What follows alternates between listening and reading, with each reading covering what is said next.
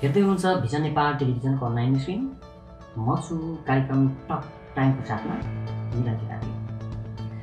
कार्यक्रम टक टाइमको साथमा आज मसँग हुनुहुन्छ किरात राई याइखा बुसान शाखाका सचिव उमेश नेहाङ राई।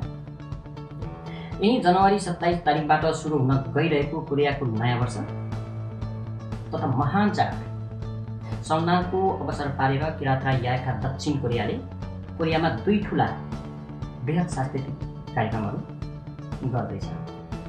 के कस्तो छ त तयारी? जनवरी 27 तारिक कार्यक्रमको मिति छोटिँदै गर्दाखेरि तयारी कुन ढङ्गले अगाडि बढिरहेको छ? जानकारीमूलक छोटो कुराकानी गर्नको निम्ति आज मसँग हुनुहुन्छ उमेश नेहाङ राईजी। आज कार्यक्रममा म स्वागत गर्न चाहन्छु सचिव उमेश नेहाङ राई। उमेशजी, कार्यक्रममा स्वागत छ।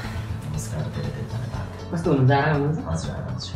दक्षिण कोरियामा छौँ है? हजुर। भनेपछि यो त संसारकै अलिक चिसो मुलुकमा पर्छ। अहिले जनवरी फेब्रुअरीको यो महिनामा त झन् धेरै चिसो हुने है। हिउँ पनि पर्ने हुन्छ है। निकै चिसो भएकोले नै एउटा ठुलो ज्याकेट पनि लगाएर बसिरहनु भएको छ। हजुर। अनि यो जनवरी 27 तारिकमा कार्यक्रम गर्दै हुनुहुन्छ है? हजुर। के छ तयारी? अब जस्तो मैले यो विशेष गरेर यो जानकारीमूलक कार्यक्रम भएकै कारणले गर्दाखेरि एकैचोटि विषयवस्तु नै हाम थाले भनौँ। तयारी कसरी अगाडि बढिरहेको छ? अहिले त जनवरी 27 आउनको निमित्त धेरै बाँकी छैन। जनवरीको पनि आधा दिनहरू त बितिसकेका छन् है। अन्तिम हप्तामा कार्यक्रम भएकोले र समय पनि छुटिँदै गएकोले तयारी त अन्तिम अवस्थामै पुगेको होला। Thank you. हाम्रो तयारीको विषयमा भन्नुपर्दा तयारी लगभग अन्तिम स्टेजमा पुगिसकेको अवस्था छ होइन। विभिन्न रूपले हामीले तयारी गर्ने जमर्को गरेको छौँ। विभिन्न सेवाहरू दिने बसको विषयहरू इत्यादि हामीले राम्रै किसिमले चाहिँ तयारी गर्न खोजेको छौँ।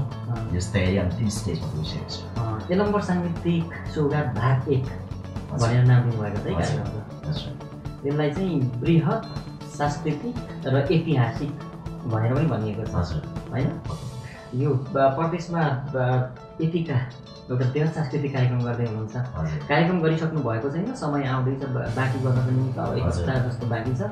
के लाग्दैछ? यो एउटा अवसरको रूपमा हेरिरहनु भएको छ कि चुनौती हो जस्तो लागिरहेको छ अहिले तपाईँहरूलाई? हजुर, पक्कै पनि विदेशमा यस्ता विभिन्न ठुल्ठुलो प्रोग्रामहरू गर्ने एउटा सबैभन्दा ठुलो कुरा त अवसर पनि हो।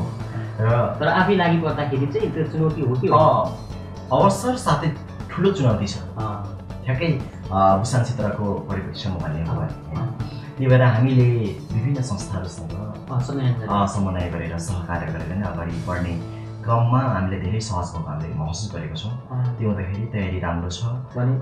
भनेपछि तपाईँहरूले यो बृहत सांस्कृतिक कार्यक्रम गर्दाखेरि अन्य नेपाली सङ्घ संस्थाहरूसँग सम्मेलन गरेर हातेमालो गरेर सहकारी गरेर अगाडि बढिरहनु भएको छ। एकदम अभियसली हामीले अब अन्य संस्थाहरूसँग समन्वय नगरी सहकार्य नगरी थोरै कुरा जोड्छु म।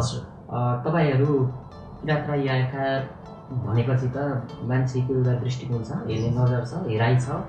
यो चाहिँ एउटा जातीय संस्था हो भन्ने नामैले पनि जातीय संस्था हो भन्ने तरिकाको छ। अरू सङ्घ संस्थाहरूसँग मिलेर काम गर्दैको अवस्थामा के छ तयारी गर्दाखेरि सहज भएको होला? पक्कै एकदमै अब एकल रूपले गर्नु र अन्य संस्थासँग समन्वय सहकार्य गर्नु धेरै सहज। त्यसैले पनि हामीले जति पनि संस्थाहरूले सहयोग गर्दै हुनुहुन्छ उहाँलाई हामी हृदयदेखि नै नमन धन्यवाद दिन चाहन्छौँ। त्यो त हिजो उहाँहरूले कार्यक्रम गर्दाखेरि पनि तपाईँहरूले पनि हातेमालो मिलाएकै हो नि? मिलाएकै हो। त्यो कारणले गर्दाखेरि विदेशमा हुँदा कार्यक्रमहरू यस्तो जुन प्रकारको ठुलो कार्यक्रमहरू छ त्यो त एक अर्कासँग सम्मेलन गरेर सहकारी गरेर अगाडि बढेको भनेपछि थोरै कुरा मोड्छु म यो कार्यक्रमसँग सम्बन्धित नै रहेर। तपाईँहरूले यो कार्यक्रम जनवरी 27मा गर्दै हुनुहुन्छ एलम्बर साङ्गीतिक सौगात भाग 1 नाम दिएर। फेरि यही कार्यक्रम सौलमा केन्द्र दक्षिण कोरिया किरात राई याइखा केन्द्र सौलमा छ होइन?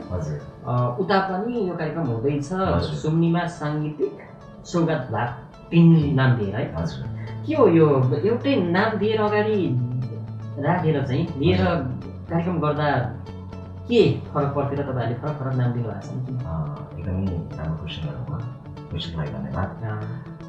के छ भन्दाखेरि किरात राई भन्ने बित्तिकै अब शाखा हो हामी सानो शाखा हाम्रो उद्देश्य हाम्रो विधान त लगभग एउटै हुन्छ तर त्यो भन्दैमा सबै कुरा चाहिँ एउटै हुन्छ भने हुँदैन होइन त्यो हुँदाखेरि हाम्रो यता यल्लामार साङ्गली चौर भाग 1 को नारा पनि फरक र उद्देश्य पनि फरक छ यो कार्यक्रमको यसपालाको त्यो नारा पनि उद्देश्य पनि फरक राख्नु भएको छ फरक भएको कारणले यतापट्टि तपाईहरुले भुसानमा चाहिँ यो देश विकासको मुख्य आधार शैक्षिक क्षेत्रमा सुधार गर्नुपर्छ र त्यो नारा भयो भने योसँग नारामा जोडेको उद्देश्य चाहिँ फेरि तपाईहरु नेपालभित्र सिक्नु भएको नेपालभित्र यो कम एउटा विकट ठाउँको बालबालिकाहरू विद्यार्थीहरूको लागि सहयोगार्थ भन्नुभएको छ त्यहाँसम्म पुग्नुहुन्छ तपाईहरु हजुर एकदमै हाम्रो मेन उद्देश्य नै त्यही हो ग्रामीण क्षेत्रमा विशेष गरी शैक्षिक रूपमा भन्यो भने निकै कमजोरी छ हैन विभिन्न बालबालिकाहरूले अवसरहरू पाइरहेको छैन त्यही कारणले हामीले नेपालको पनि ग्रामीण क्षेत्रमा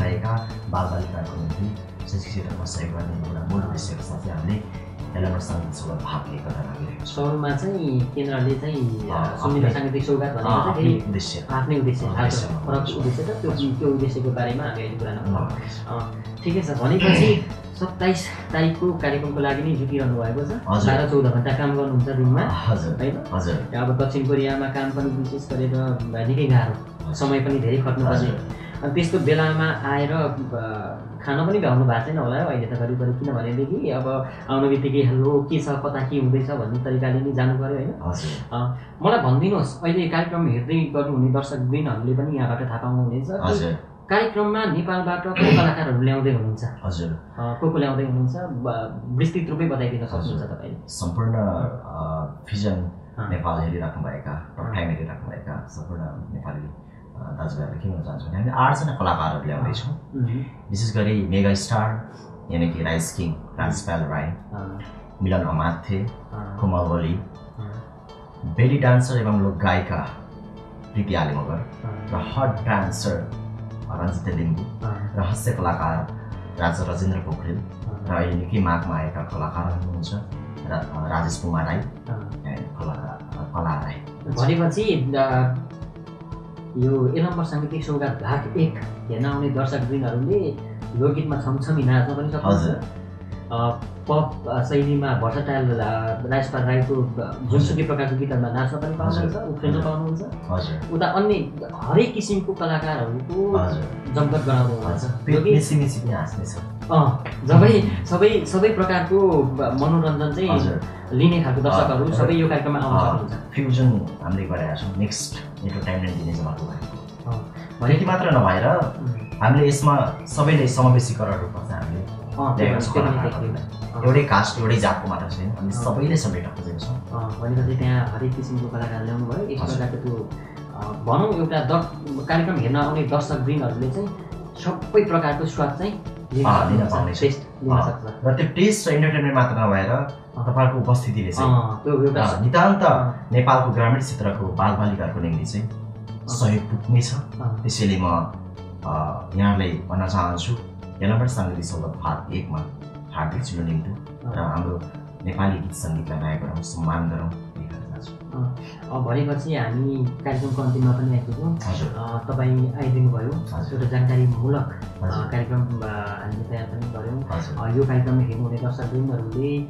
कति पहिले त प्रायः गरेर सबैले थाहा पाइ पनि सक्नुभएको छ अलिकति प्रचार बाली पनि यो कार्यक्रममा छिटै गर्दाखेरि धेरै भइराखेको छ अझ यो अहिले त हाम्रो जुन यो कुराकानीले गर्दाखेरि अझै पनि थाहा नपाउनुहुनेहरूले पनि थाहा पाउनुहुन्छ यो जनवरी 27 तारिक चाहिँ यो पटक प्रसारणमा चाहिँ भुसानमा छ है जानुपर्छ है भन्ने प्रकारको एक प्रकारको साथीहरूको जमघट पनि अघि बढ्ला त्यो होस् भन्ने कार्यक्रमको शुभकामना छ विशेष गरेर कार्यक्रम सफल होस् यहाँको भुसानको मात्रै कार्यक्रम नभएर सबैको पनि विशेष गरेर सफल होस् मेरो व्यक्तिगत तर्फबाट पनि शुभकामना यो कार्यक्रम अन्तिममा जाँदा जाँदै बताइदिनुहोस् यो कार्यक्रम हेर्नको निमित्त अघि पनि त्यो कुरा आइसकेको छ त्यही पनि दर्शकवृन्दहरू खासमा किन चाहिँ यो कार्यक्रम हेर्न आउने त मनोरञ्जन लिन मात्रै हो कि या त अरू पनि केही छ बताइदिनुहोस् थ्याङ्क यू भिजन नेपाल र टाइम हेरिराख्नुभएका सम्पूर्णलाई नमस्कार हाम्रो यस यल्लामार साङ्गीतिक सौगात भाग 1 देश विकासको मुख्य आधार